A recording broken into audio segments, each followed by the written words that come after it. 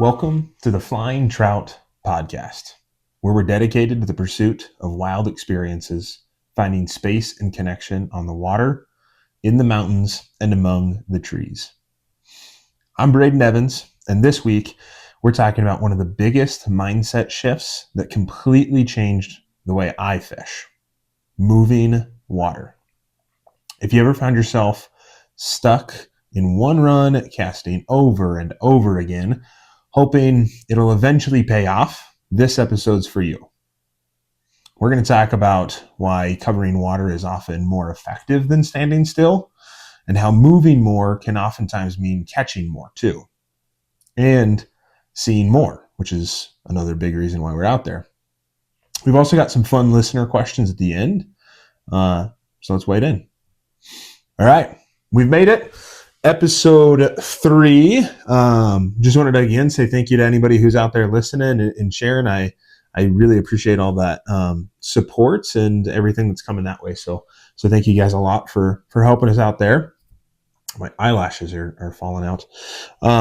This week we're gonna read another article. It's called "Move That Water," and it's one that I wrote a while back, and it's really probably the biggest mindset shift I've had in my fishing in the last couple of years, really. And it really changed my perspective, because when I started moving more water, I really started seeing more fish, catching more fish, and just having a lot more success. So we're going to read this article, and then we'll kind of dive into some thoughts and some different tactics and different things for moving water and how you can actually do that. So let's read the article. So again, this is called "Move That Water." Often the image most people have when it comes to fly fishing is someone standing in a river, stagnant, casting line out over and over. I think this image has been really harmful for beginning and even experienced anglers. There are a lot of things we cannot control on the water that might influence whether or not a fish will eat our fly. Water temperature, angling pressure, barometric pressure, weather conditions, and time of day can all have a pretty big impact on the fish we seek. And every region, stream, and species is going to react very differently to all these situations. With this uncontrollable nature of this sport, it can sometimes be hard to accept our situation, and we can waste a lot of time casting and waiting. However, I think that if our pursuit is to get out on the water regardless of conditions and catch fish, we have to focus on what we can control and maximize our time as much as possible. That being said, there are a lot of other choices we can make on the water that can also influence if a fish will take. We can make decisions on what fly we use, how we approach the water, what direction we fish, and of course, where we cast. If there's a plethora of things outside of our control, there is at least a cache of things within our control. With this overwhelming amount of choice, it can be hard to make decisions that lead to consistent numbers in the net. I often see anglers wasting precious minutes tying knots over and over, trying a fly for a new cast, then deciding they must not be biting, and so they're on to the next, feet firmly planted in the same spot. This, of course, used to be my approach as well. Starting out, I was taught all about the different kinds of flies I could use, so I made it my mission to always have the perfect fly for any situation. I would try a fly, and if in a few casts I didn't get any hits, I would change it. Often, I still wouldn't get a hit, and many days I went home never seeing a trout. Days like this were disappointing, and I knew I was missing something. To change this, I made it my mission to learn what water fish would eat in. I simplified the situation. I found in fishing and in life that often if you can limit the amount of choices and focus on just a couple of things, you can have a much larger impact on your outcomes. It became my goal to cover as much water as possible and fish everything I could, and I learned a lot.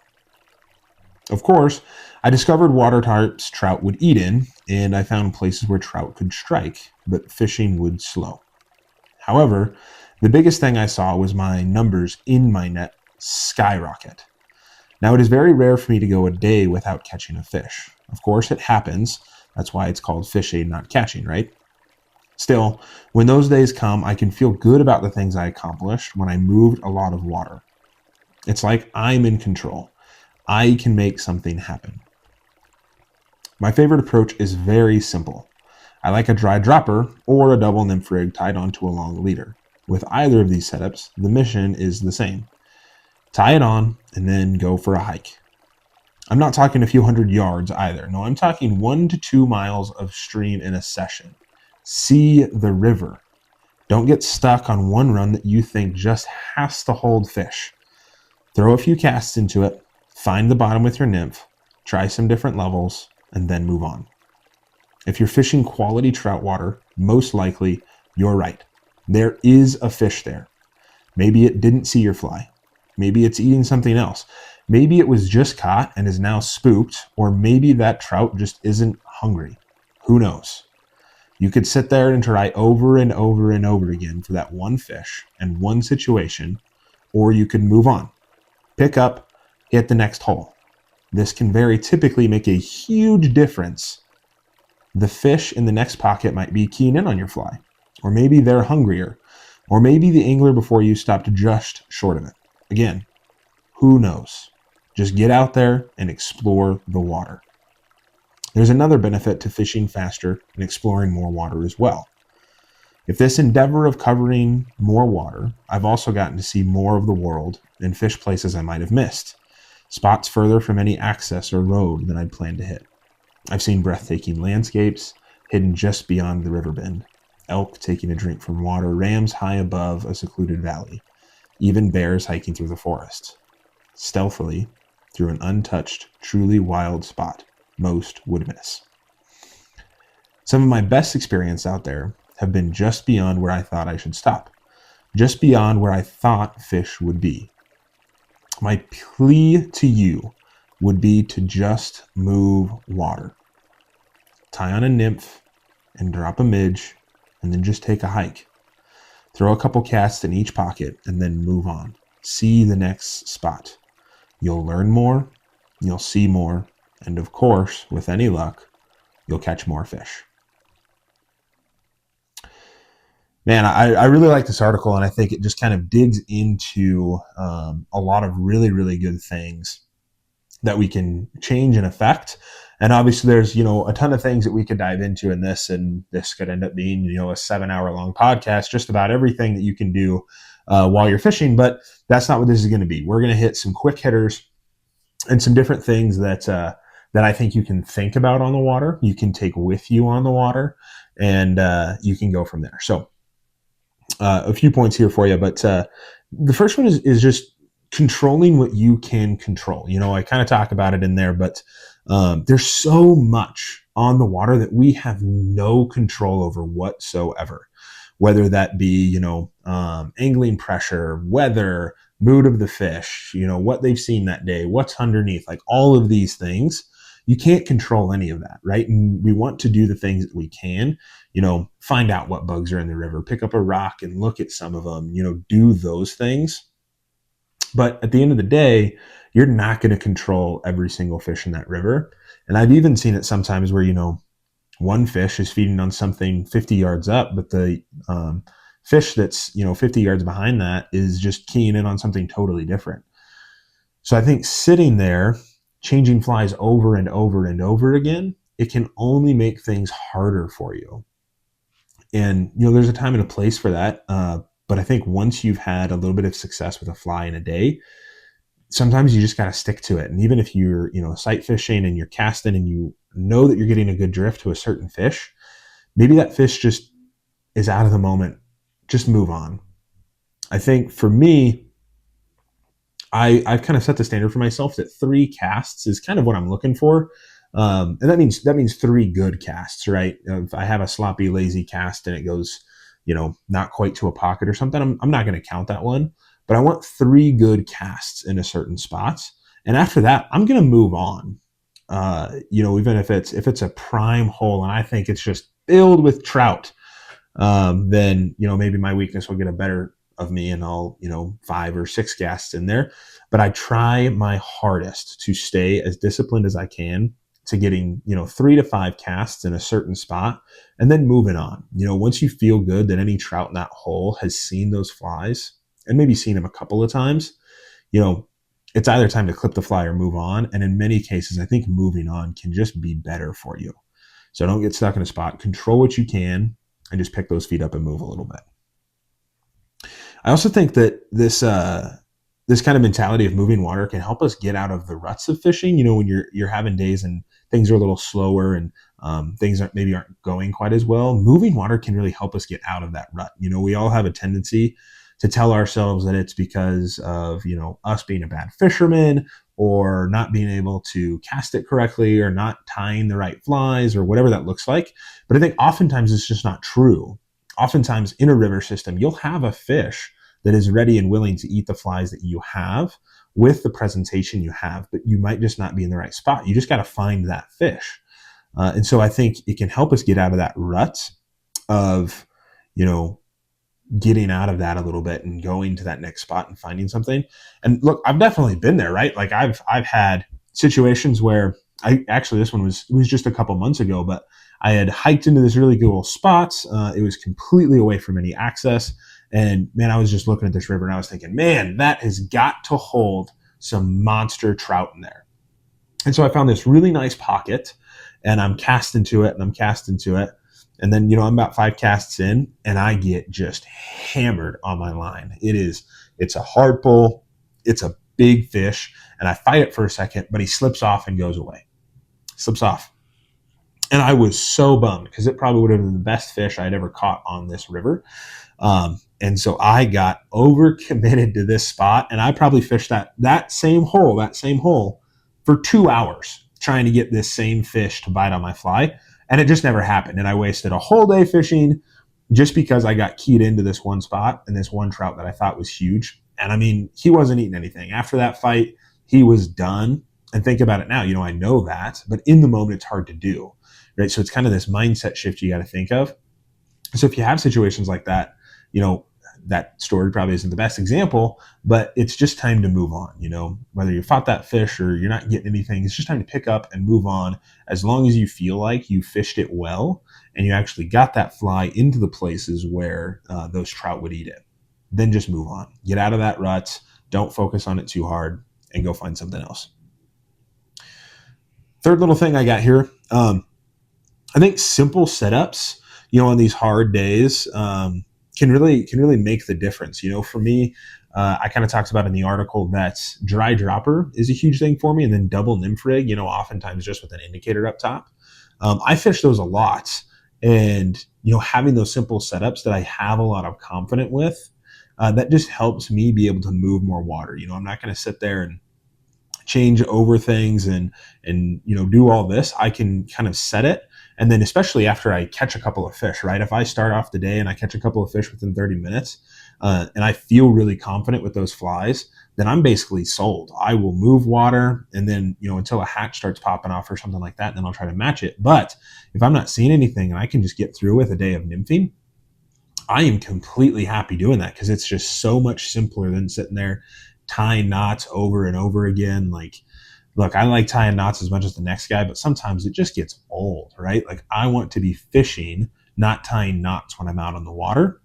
And so these simple setups that you have a lot of confidence with can just kind of be like a set it and forget it kind of thing. You get out there, you get a couple of flies that you have confidence with in that water, and you just get out there and you just start fishing. You move more water, you go for a hike, and you can have a really fun time with that. Same thing with dry dropper, right? Like I love tying on like a big, like this time of year, like a chubby Chernobyl or something like that up top down to like, a pheasant tail nymph or a paragon or something like that.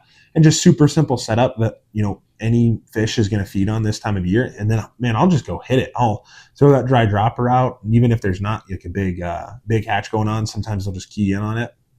But it lets me just prospect that water as much as possible. I can hit every boulder, every bank, all these different things. And that's just a ton of fun for me because I'm not as stagnant. I'm not sitting there. So sometimes these simple setups that you have confidence with, don't overcomplicate it. Don't change it up. Just keep it the same and move more water, see where things are. I think that can also help you just learn a lot too. Instead of changing things up too much and whatnot, it'll help you learn where fish are sitting. which can be a huge resource for you. Take notes about that and those different things, but that can really help you learn where fish are sitting in the river as you just kind of prospect around it. So this one's going to be a little longer. It's less of a tip and more of kind of a little guide, I guess. It's gear that helps me move the water. I think there's a lot of stuff you can buy in fly fishing, and honestly, like I don't think you need everything, but these are just a couple of things that I've had a lot of success with. I don't think they're necessities by any mean, but they're things that just help me more in the endeavor of trying to move more water and do that a little bit more easy. So the first thing I actually got a couple months ago is one of these Garmin watches right here. I absolutely love this thing. There's other GPS watches and things like that too. But for me, the Garmin watch has kind of been a game changer. I've got the Phoenix 8 here. And what's really cool about them is that you can actually, there's an activity called fishing in there. And, it's got all sorts of things if you have like a trolling motor or whatever and you're a bass fisherman. But for me, on rivers, it's been really nice because it has a GPS locator. And what that'll do is, I'll turn that on when I'm starting my fishing day. And then at the end, I can go back through there. And this thing literally has you can record catches and all that sort of stuff. It's super cool. And I'll go through and I'll do that. And what it allows me to do is go back and see how much water I moved, where it was, and how many fish I caught. So then it just makes notes a lot easier, right? I can go back in a week, in a month, in a year, and I can look at that fishing section. I can be like, okay, cool. I fished a mile of river, but I only caught 4 fish. Nah, that's not super great. Or I can look and I can see, I fished a mile of stream and I caught 20 to 30 fish. Then I know that that's a really good spot that they're probably going to be keying in on, at least at that kind of time of year. So it's helped make my notes a little bit earlier. It can also help you with, sunrise, sunset, weather conditions. Something my wife really likes about it is that it'll actually share my location with her. Especially during a runoff season, that can be a huge thing for safety, sharing your location, having somebody else be able to monitor that and see where it's at. And so if you can and you can afford one, I would definitely look at getting a Garmin watch or something similar. But these guys make great product that just makes that kind of moving water a little bit more trackable. You can kind of see where all this is happening. So kind of a more expensive one, not a huge necessity for you, but something you should take a look at if you're able to. Another big thing that I've had a lot of fun with is hydration. Hydration is so important when you're on the water, whether you're moving water or not. I think a hydration bladder is way better for fly fishing, at least in my opinion, than a water bottle. I used a water bottle for years, and I'm going to be honest, when I had that water bottle, I probably drank water I don't know, maybe once a day. Like when I stopped for lunch, I would sip some of the water and I would definitely get back. And on the drive home, I'd be, feeling super funky and things. And I just was not hydrated correctly. And I think it's something that we overlook as fishermen. So for my recommendation, I always use a hydration bladder. Specifically, I like the ones from Osprey. The Camelback ones are nice, but they've got the screw in top. I've always had that screw in top leak, and that's just never been super great. But the Osprey ones kind of fold over, and then you have a little plastic slide that goes over the top, so you don't get any leakage, but there's also no screwing, so that it's not hard to set up, and you don't have to worry about it leaking or anything like that. So I love the Camelback ones, and for me, I carry a 3-liter water bladder whenever I'm fishing. And what's nice about my vest setup is it just goes right in my vest. It's back there, and I've got the hose just in front of my face. And that's been awesome because I can just, grab the hose, stick it in, drink some water. And that's awesome because I don't have to lug my bottles around. I don't have to think about that. I don't have to worry about dropping it in there either. It's completely hands-free. I can be fishing and drinking water at the same time. And so if you're going to commit to moving more water, I would highly recommend figuring out, a way to have a hydration bladder. I know a lot of guys are sling pack guys or whatever, or, the weird lumbar packs or anything, but I'm a huge vest guy. And part of that reason is because I can have that hydration bladder back there. So think about getting that, or at least just thinking about a hydration system. I've got a buddy actually who uses a life straw, and he'll just bend down and sip right out of the river. And I don't know if I'd 100% recommend that. But I do think the hydration bladders are really easy to use. So just consider getting one of those. I think it's not a super steep investment, and it can really help you get after things. So another thing I'll talk about is there's all sorts of different fishing apps and things like that. The one that I use personally is Trout Routes. And, I'm not supported by them or by any means or anything like that, but I do think that they're a great resource just for finding waters to fish. Even if you don't pay for the full version, you can view, the basic maps and you won't get as much information. But if you decide to get the pay version, what's really nice about it is you'll see quality of water, flows, temperature. It'll give you local information. It'll show you fly shops in the area, all this great data and information. And what that really helps with is it helps with planning ahead of your fishing trip. So you can, look at that and you can be like, okay, great. I'm going to fish this section of water, and you can actually see where exactly you'll be fishing and kind of plan how you're going to move. You can find the spot where you're going to park the truck and then move around from there. But that's been huge for me just in finding access points. You can find public versus private information, so making sure that you're staying up to date on all laws and all that good stuff. That's been a huge game changer for me just in finding new water to fish. I even use it, with the Garmin app, and with that, I can kind of keep track myself of where those trout routes are saying there's lots of fish and what my Garmin and my fishing experience is saying. And so the combination of those two things has been surprisingly deadly. And so I would definitely take a look at, trout routes, or I'm sure there's other things like it that'll kind of show you where the rivers are, but it's way better than Google Maps, that sort of thing. It just gives you a way more comprehensive data set meant for fishing. So check out an app like that. It'll help you kind of plan where you're going and that sort of thing. A little bit about boots as well, because if we're going to be moving water, I think talking a little bit about wading boots is always a good thing. So, wading boots are super important because number one, they're your lifeline when you're in the stream. So you got to have something that grips well, and then they're your lifeline when you're hiking in too. And there's lots of different opinions and everything. Lots of people like these whole carbide tips and all that sort of stuff, and those definitely help you, not slip and slide as much. I don't like them as much for hiking is the problem. Like in the river, the carbide tip is great, but out of the river, not so much. Same thing with like felt bottom. Felt bottom is probably the best for in the river. But when you get outside of the river and you're hiking to and from your spot, the felt just is not great. So for me personally, what I always recommend to people is I always recommend Corker's boots. The nice thing about Corker's boots, if you never heard of them, is they actually have a sole on the bottom that's removable.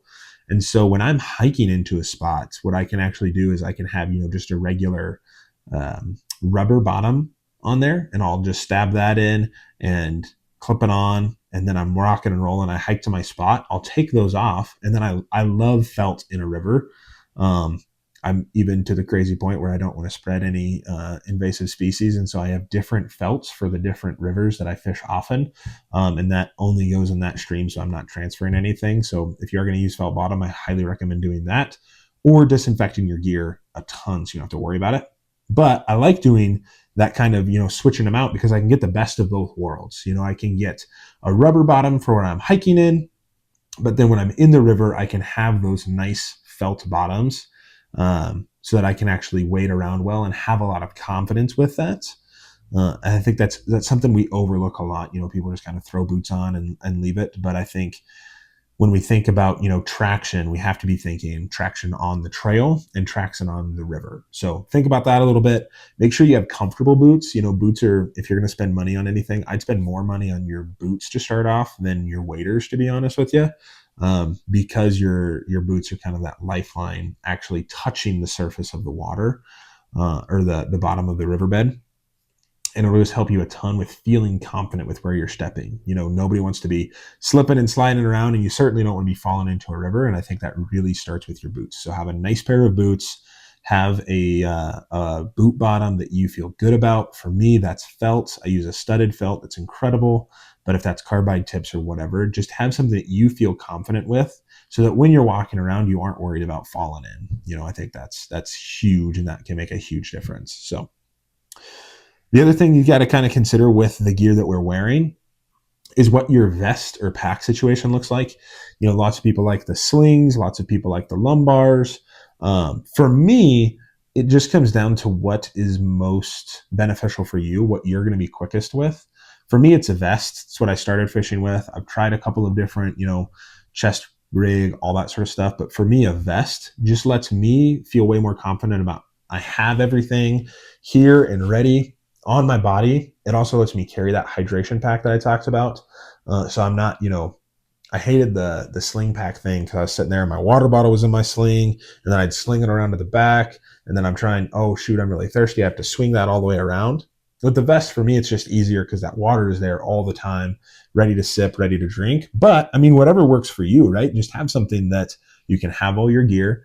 You can be ready for hauling for 2 miles where it's going to be comfortable. We're talking about long sessions here, 4, 5, 6, 8 hour sessions is really what we're looking for. And so I think you got to just think a little bit about how that's going to be around you. If it's a lumbar pack for you, great. But make sure it's comfortable. If you're 2 miles away from the truck and, you fished for a whole day and you're super tired and all of a sudden that lumbar pack starts to feel like it's pinching, it's not going to be super comfortable. So highly recommend a nice vest or whatever kind of pack you use. For me, I use a Fish Pond. I love my Fish Pond vest. I could talk days about Fish Pond, but their vest is really, really great because it has the backpack on the back to keep all my stuff in. I can keep extra layers or whatever I need for the day, and that's just all packed back there. And the vest is super easy to access everything I need. So just think a little bit about your pack, your vest, whatever you're using. Super great thing for you. Kind of a bonus item for you, if you will. And I mean, this is probably a topic that we can talk a whole podcast about at a later date. So I'll try not to go off the rocker on it here. Wool base layers. You've got to have wool if you're fly fishing. I really just think that wool is the king of all fabrics.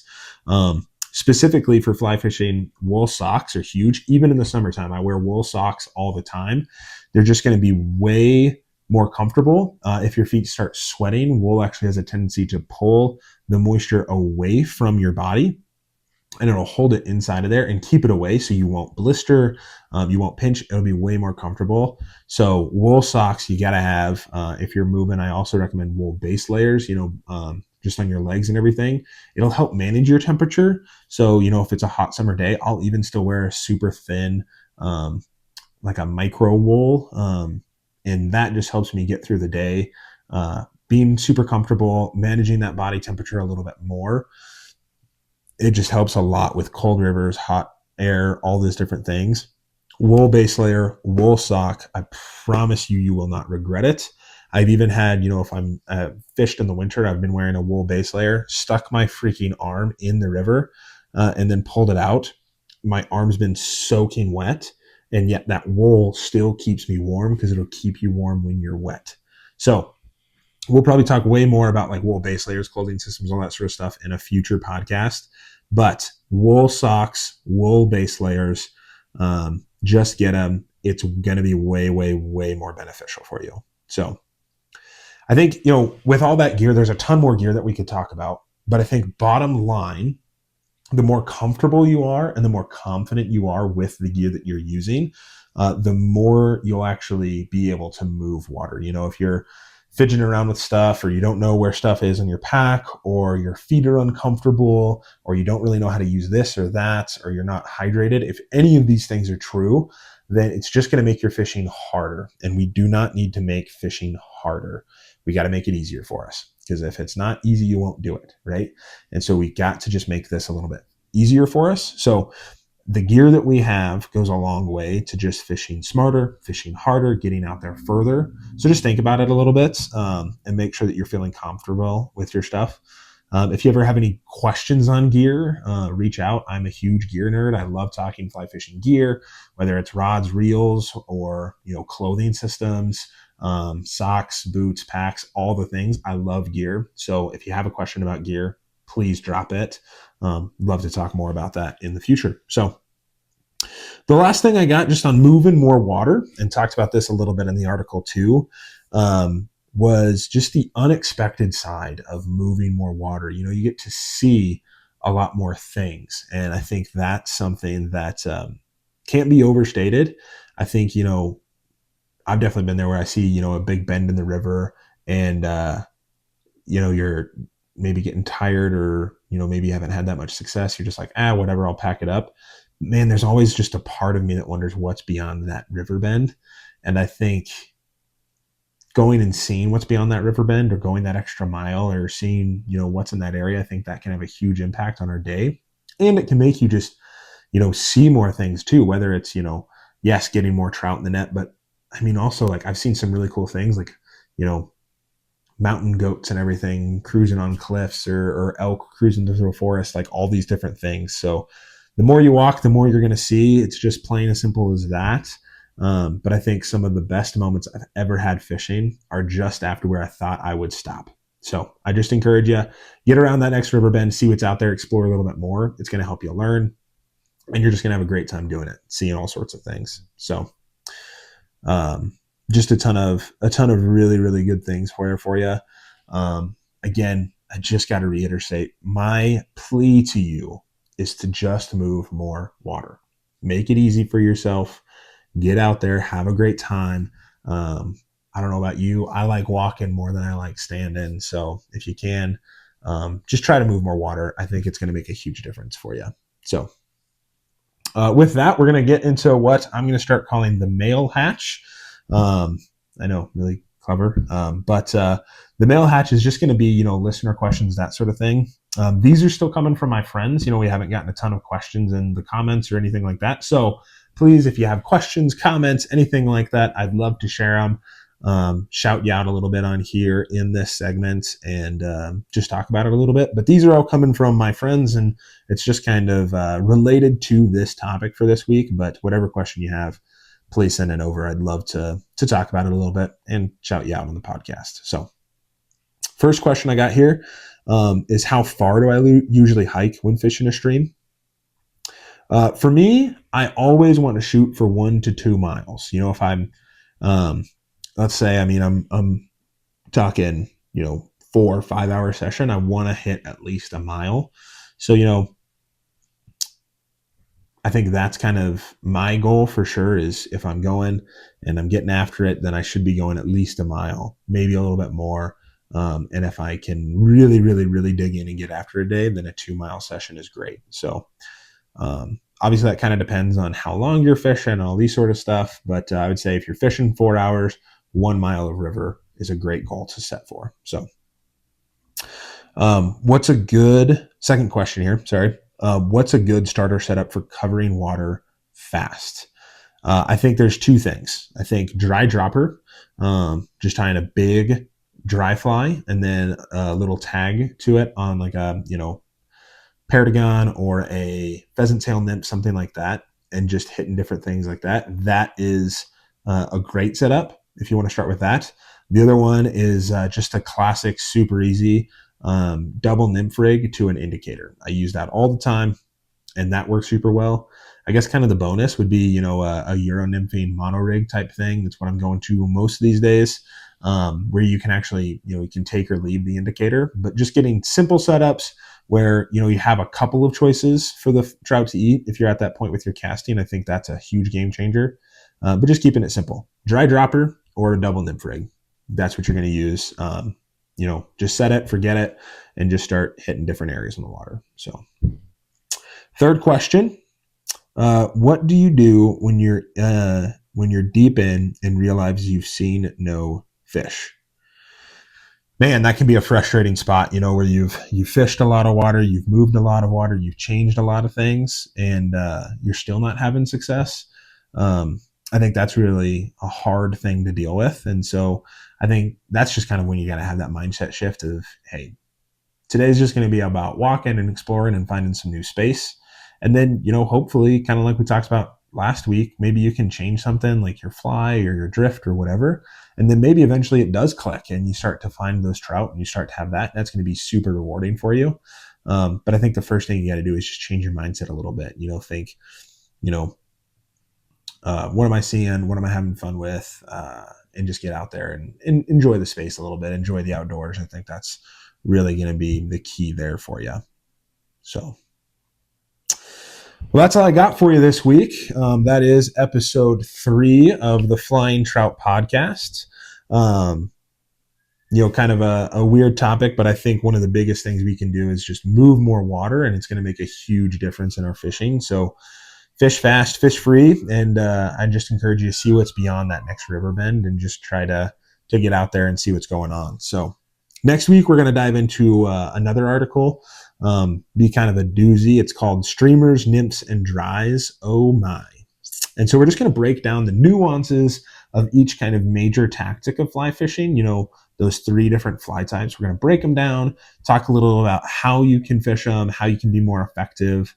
The goal is to be a versatile angler.